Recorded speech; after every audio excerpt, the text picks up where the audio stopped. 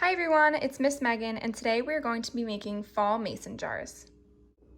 For this project, you will need a mason jar, Mod Podge, a tea light candle, 3 different colors of tissue paper, brown construction paper, a pencil or a pen, scissors, and a paintbrush. Now, I don't have a paintbrush, so I'm going to be using a plastic spoon. The first step is going to be to rip your pieces of tissue paper into pieces.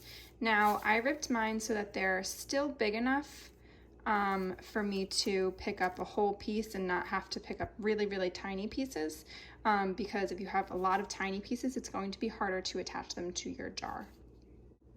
The next step is going to be to add your Mod Podge to just a small portion of your mason jar.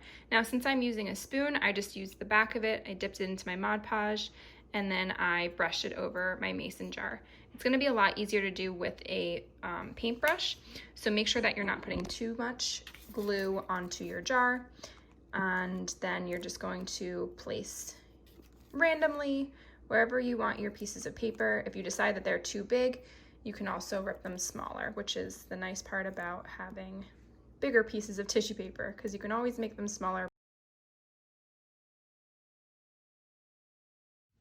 Once you're finished covering your entire mason jar with the Mod Podge and the tissue paper, you're going to put a thin layer of the Mod Podge on top just to make sure that all of the tissue paper will stick fully to your mason jar.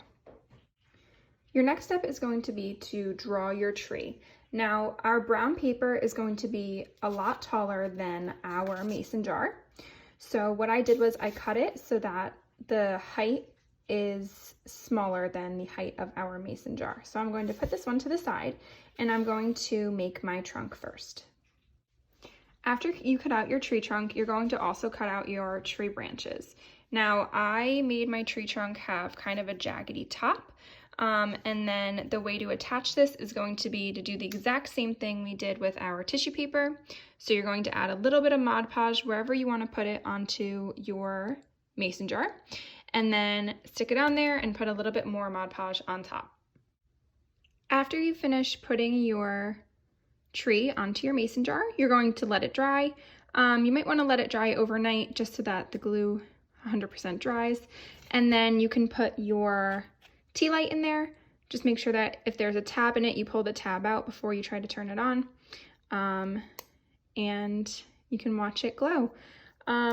Sometimes they look really pretty without the tea light on it, so if you decide that you want to leave the tea light out, you can do that as well.